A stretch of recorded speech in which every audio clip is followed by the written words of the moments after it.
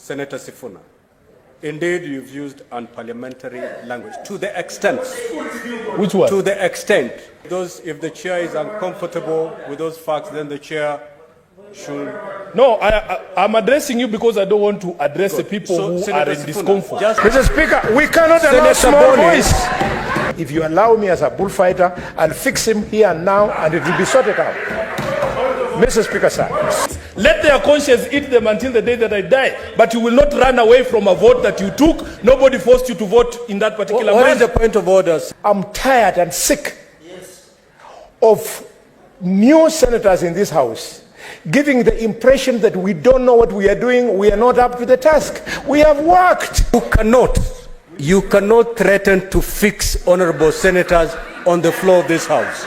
If you allow me, because I've asked you to protect me on many occasions, I want to ask that on this one, please don't protect me.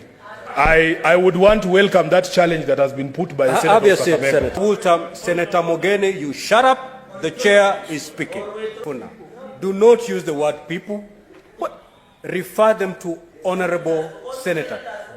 Mr. Speaker, that is not unparliamentary. That is linguistic gymnastics which I'm allowed to perform on this particular floor. I know exactly what he's saying. If those facts are things you are uncomfortable with, that is your own funeral.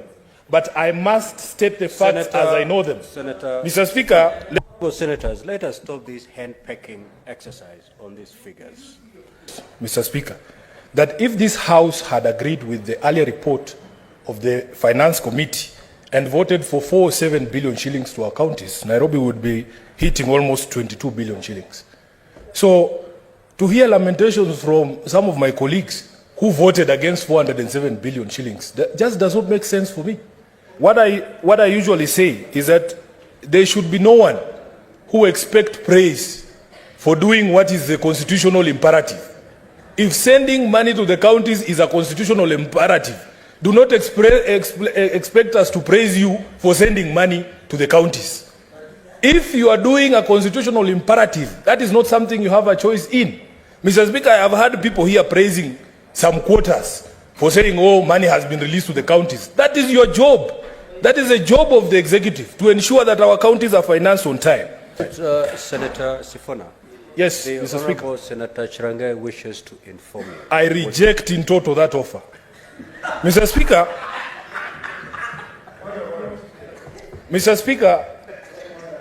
what is the point of order, Senator Boni? Mr. Speaker, you've heard severally. I'm rising on standing order number 105. The Senator for Nairobi speak to a misleading statement that the amount which was allocated in Dora bill, there was no increment. Mr. Speaker, the second falsehood is alleging here is that there is a delay in the disbursement of funds. And yet, Mr. Speaker, as late as last week, there was no single county with an arrears. In fact, last week, Mr. Speaker, 32 billion shillings was disbursed. Is he in order to mislead the House, knowing that Dora, that we passed here, raised the money from 370 billion to 385.3 billion, was cleared? Is he in order? Senator Sifuna, kindly be factual in your comments. Mr. Speaker, it is a fact that the 15 billion shillings additional that is going to the counties was passed not by the Senate, but by the National Assembly. In the Green Bill that came before this House, that money had been allocated by the National Assembly. We as a Senate did not add a single shilling. Our own committee, Mr. Speaker, I must be heard in silence. This cannot continue. This cannot continue. Order, honorable senators. Order, honorable senators. If I hear the senator correctly, he said that the Senate did adopt the bill as it came from the National Assembly. Correct. And that is factual. Yes. That is factual, Mr. Speaker. Can I proceed? What is your point of order, Senator Boni? Mr. Speaker, According to the Constitution of Kenya, the DORA bill cannot be signed into law without the concurrence of the two houses. Mr. Speaker, is the Senator for Nairobi in order to mislead the country that by us agreeing with the National Assembly, we were failing in our responsibility, and yet we were meeting the constitutional threshold that expects that for DORA to become law, it should need the concurrence of the two houses, Mr. Speaker. Mr. Speaker, sir, in conclusion on this point of order, I'm tired and sick of new senators in this house giving the impression that we don't know what we are doing, we are not up to the task. We have worked, Mr. Speaker, and we want our constituents to appreciate us much. I don't earn a free salary. Senator Boni, where is the problem here? Senator Sifuna, proceed. Thank you, Mr. Speaker. Thank you, Mr. Speaker. I want the conscience of all of us to eat us in our sleep and in our waking for the decisions that we take on this floor, Mr. Speaker. And I am happy and I will not tire to remind that, in fact, Mr. Speaker, there is a second limb to the facts that we have alluded to here, that our own committee on finance and budget, on the advice of the Commission of Revenue Allocation, did propose to this House that instead of the 385 given by the National Assembly, we as a Senate should go with the figure of 407. That is also a fact. That question of 407 or 385 was put to us as a Senate, as a House, as individual senators elected to get every single coin we can for our counties. 22 of my colleagues, whose conscience you can see is knowing at them, voted against 407 billion shillings. Let their conscience eat them until the day that I die. But you will not run away from a vote that you took. Nobody forced you to vote in that particular manner. What is the point of order, Senator Chirange? And as you raise your point of order, please. Mr. Speaker, is it in order? I'm raising Senator under... Chirange, I'm speaking. Okay. As you stand to raise your point of order, please use parliamentary language. Proceed. Mr. Speaker, is it in order? And I rise under Standing Order 105 and under Article 93 of the Constitution of Kenya, where it defines Parliament as National Assembly and Senate. Is it in order for Senator Sifuna to continue misleading Kenyans by now shifting goalposts between 407 and 370 billion, Mr. Speaker? Yet for us, who have been in this house long enough, note that it was an increment of 15.3 billion from 370 to 385.3 billion, Mr. Speaker. Is it in order, can Senator Sifuna confirm to the country that there was an increment to allocation to the counties through DORA bill, Mr. Speaker? Well, senators, let us stop this hand-pecking exercise on these figures. The position is, as Parliament, Senator Eddy, If those facts are things you are uncomfortable with, that is your own funeral. But I must state the facts as I know them. Mr. Speaker, let me proceed by saying... Senator Sifuna, are you saying if the chair is uncomfortable with those facts, then the chair should... No, I'm addressing you because I don't want to address the people who Senator are in Sifuna, discomfort. just Mr. Speaker... Senator Chirange and Senator Boni, allow the senator to conclude his comments. Please. Mr. Speaker, if there is unparliamentary language that I have used, you need to point it out. I am just saying. Senator Yes. Senator Sifuna, indeed you've used unparliamentary language to the extent. Which one? To the extent that you've said for those who voted against,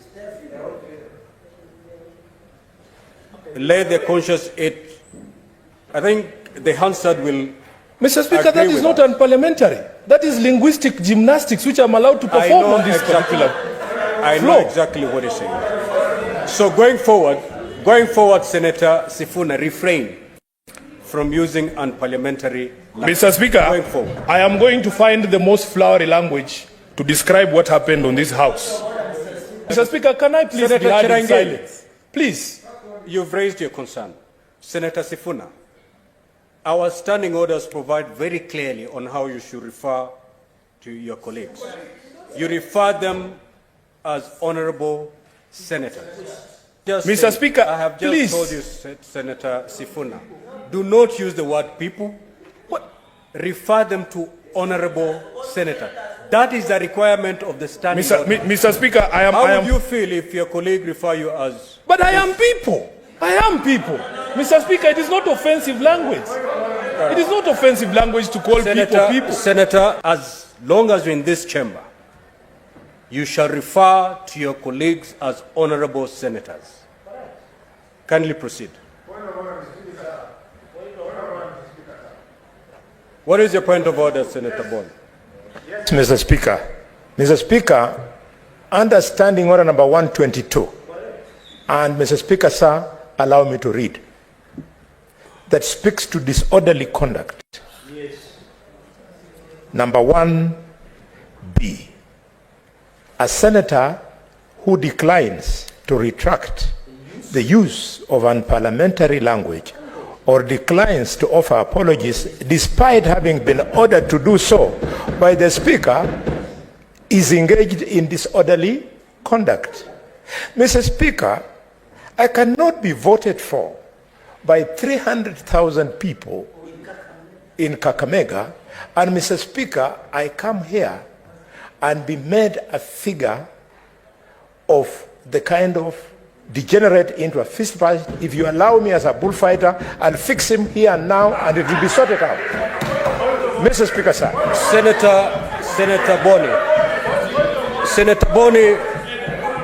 Senator Boni, you cannot threaten to fix honorable senators on the floor of this House. Kindly proceed to withdraw that. Thank you, Mr. Speaker. I want to confirm, as I withdraw and apologize to the House, that this is not the place to fix him, and I would never fix him in this House. But if he gives me an opportunity, Mr. Speaker, outside leave this it House, there, Senator we cannot Boni. allow. Just leave it there. Mr. Speaker, we cannot allow Senator small Boni. voice. Senator Boni, have your seat. Now, honorable senators. Order, honorable senators. Order, honorable senators. We have such an important order to prosecute. Senator Mogeni, you shut up. The chair is speaking. I have not given you the opportunity to speak. Senator Mogeni, you're out of order, and I'm calling you to order. Mr. Speaker. Senator Sifuna. Yes. Would you wish to be informed? By Absolutely never. Absolutely never. Mr. Speaker, with the great respect, I think I'm going to break the record as the senator who is interrupted the most on this particular floor. And I understand the fear and trepidation that I strike in the hearts of some of these people. And I ruled that particular statement unparliamentary, but still you're clinging on it. No, Mr. Speaker, because a threat has been made. If you allow me, because I've asked you to protect me on many occasions, I want to ask that on this one, please don't protect me. I would want to welcome that challenge that has been put by the Senator. Senator. Thank you very much.